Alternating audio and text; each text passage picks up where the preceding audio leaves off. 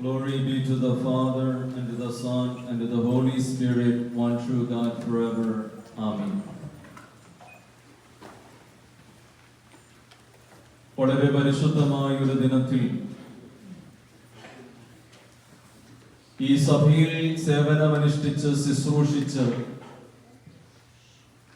ദൈവസന്നിധിയിലേക്ക് ചേർക്കപ്പെട്ട സകല പുരോഹിതന്മാരെയും ഷന്മാശന്മാരെയും ഓർക്കുന്ന കൊഹനെ ഞായറാഴ്ചയാകുന്ന ഈ മഹനീയ ദിവസത്തിൽ നമ്മുടെ കണ്ണുകളെ ഒന്നടച്ച് നമ്മളെ മാമോദീസ മുക്കിയിട്ടുള്ള പുരോഹിതന്മാർ,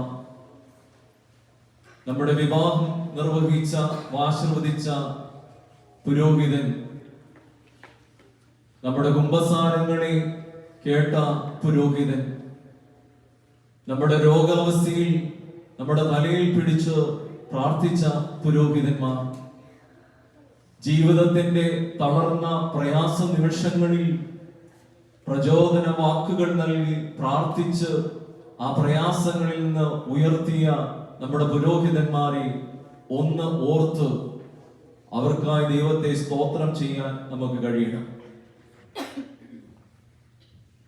ഇന്നലെ UT ക്യാമ്പസിൽ നമ്മുടെ കുഞ്ഞുങ്ങൾക്കൊരു ക്ലാസ് എടുത്തപ്പോൾ പറഞ്ഞ നൊയിമ്പിനെ കുറിച്ചുള്ള ചിന്തയാണ് പങ്കുവെച്ചത്. അതിനോടനുബന്ധിച്ച് പറഞ്ഞ ഒരു കഥയുണ്ട്. അത് ഇപ്രകാരമാണ്.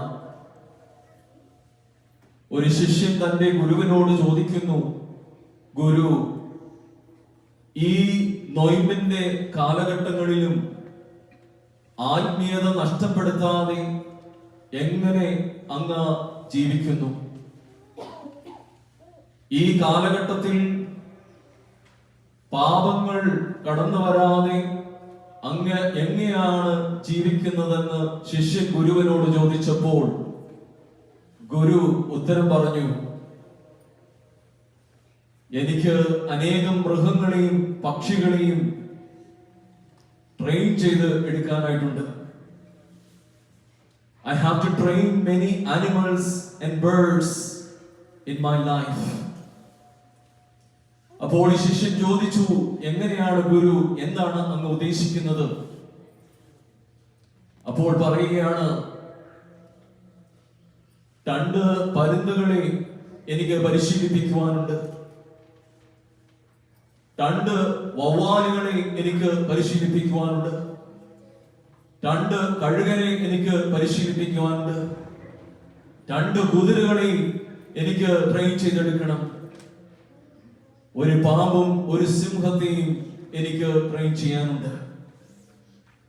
I have to train or tame 2 eagles, 2 bats, 2 vultures, 2 horses, a snake and a lion.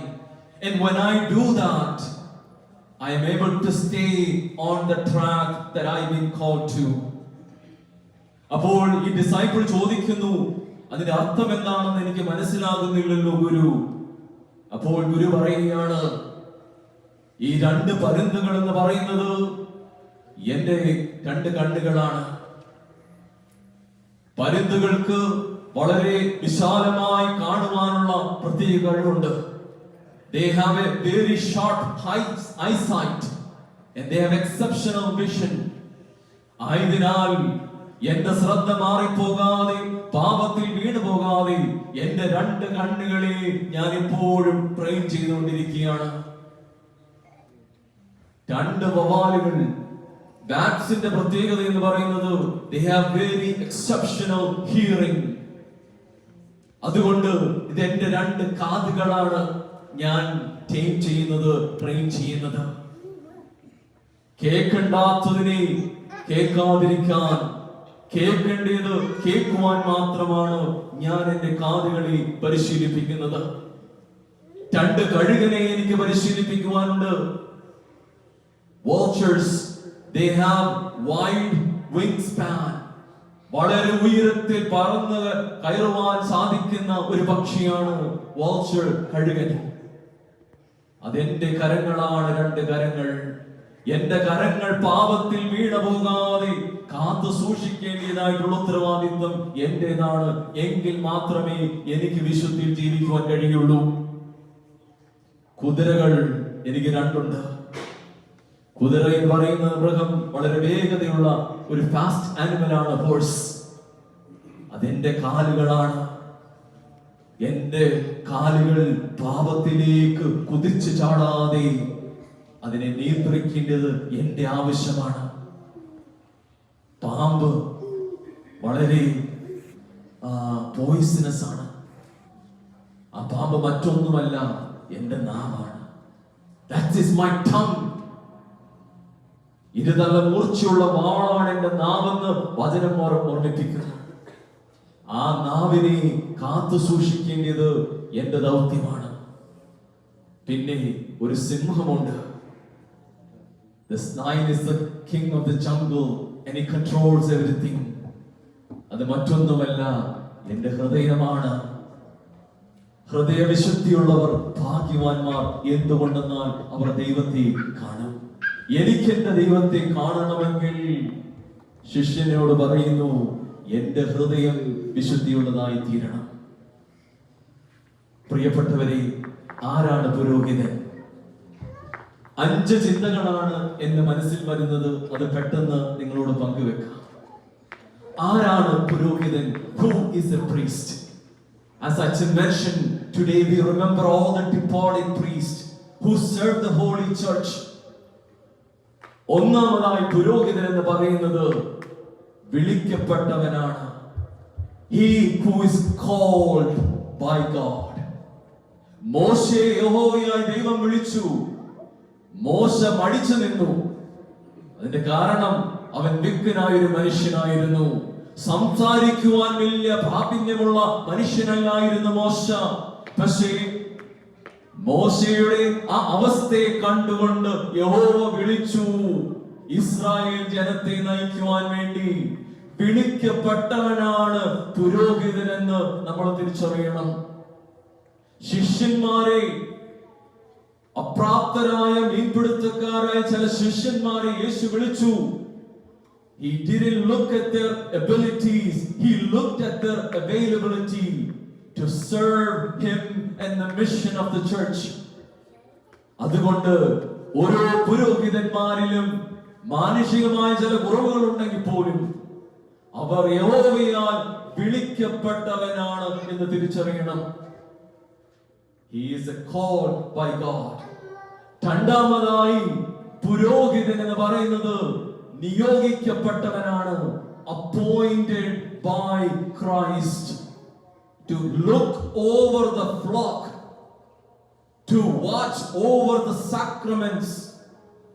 അതാണ് പുരോഹിതൻ. അതുകൊണ്ടാണ് അച്ഛന് പ്രാരംഭത്തിൽ പറഞ്ഞത്, നിങ്ങളുടെ വിവാഹം നിർവഹിച്ച നിങ്ങളുടെ മക്കളെ അല്ലെങ്കിൽ നിങ്ങളുടെ മാമോദീസ മുഖ്യ പുരോഹിതന്മാരെ, നിങ്ങളുടെ രോഗാവസ്ഥയിൽ കിടന്നപ്പോൾ അഭിഷേകം നടത്തിയ പുരോഹിതന്മാർ, ഇങ്ങനെയുള്ള ഭൂതാശ അനുഷ്ഠാനങ്ങളേക്ക് നിയോഗിക്കപ്പെട്ട വ്യക്തിത്വങ്ങളാണ് പുരോഹിതൻ.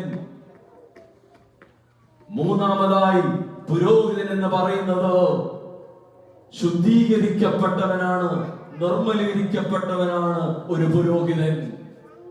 സാധാരണപ്പെട്ട മനുഷ്യരിൽ നിന്ന് യഹോവയുടെ സേവനത്തിന് വേണ്ടി ദൈവം അവനെ ശുദ്ധീകരിച്ച് വേർതിരിച്ച് നിയോഗിച്ച വ്യക്തിത്വമാണ്.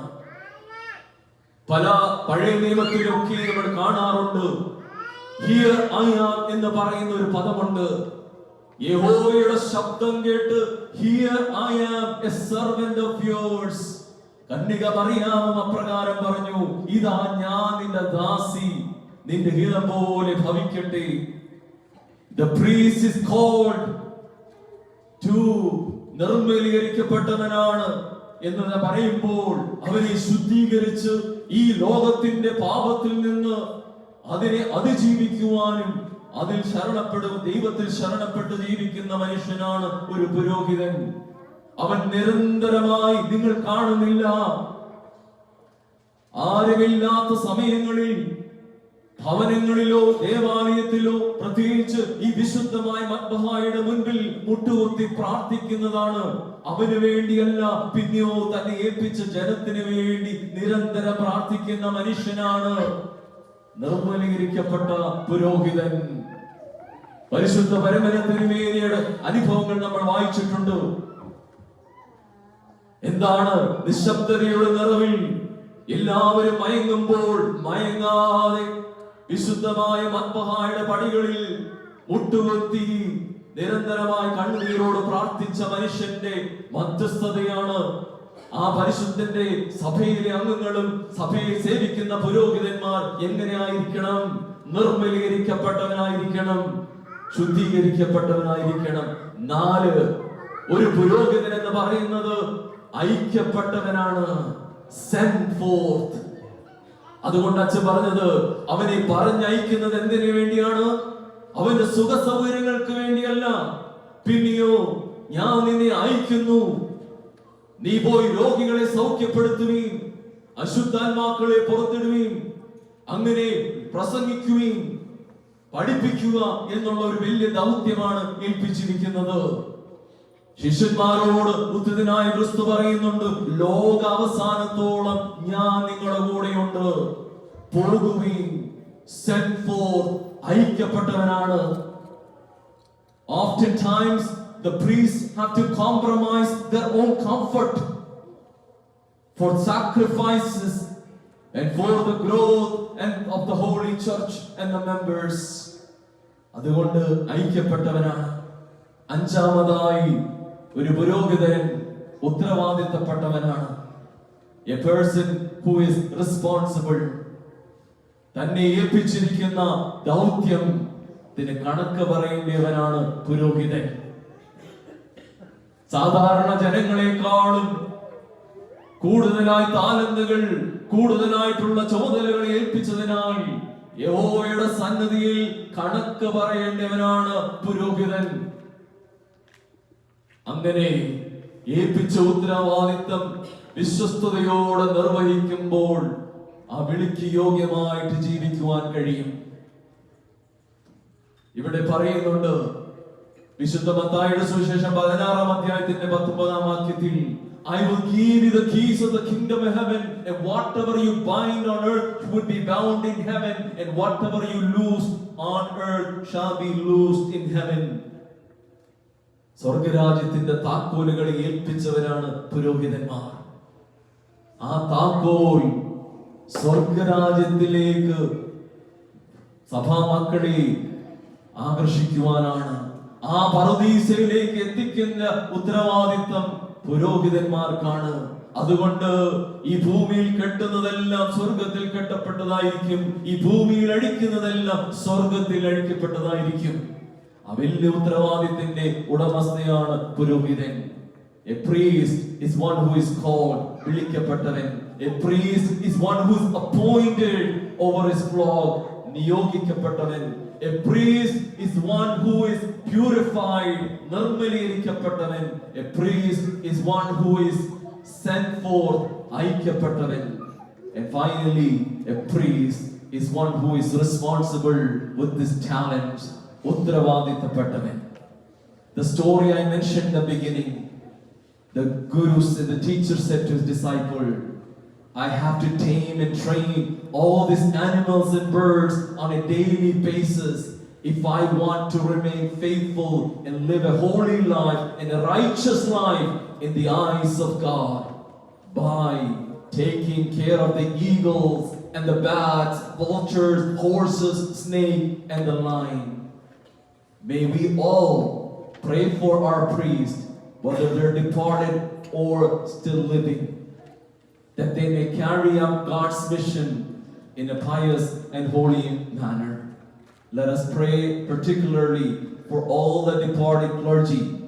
ഇന്നേ ദിവസം മലങ്കര സഭയുടെ സഭാരത്നമായ അഭിമന്യ ഗീവർഗീസ് മാർ ഒസ്താത്യോസ് മെത്രാപ്പോലീത്തായുടെ ഓർമ്മ പെരുന്നാൾ കൂടിയാണ് ഈ അനുഗ്രഹീതമായ പുരോഹിതന്മാരെ ഓർക്കുന്ന ഞായറാഴ്ച. പ്രത്യേകിച്ച് ആ മഹാപുരോഹിതനെയും എല്ലാ വാങ്ങിപ്പോയ ആചാര്യന്മാരെയും ദൈവസന്നിധിയിൽ നമുക്ക് സമർപ്പിച്ച് പ്രാർത്ഥിക്കാം. അവർ മാലാഖമാരുടെയും പരിശുദ്ധന്മാരുടെയും ഗണത്തിലിരുന്ന് നമുക്ക് വേണ്ടി മധ്യസ്ഥത അണയ്ക്കുവാൻ നമുക്കും അപേക്ഷിക്കാം. ദൈവത്തിന് മഹത്വം ഉണ്ടായിരിക്കട്ടെ.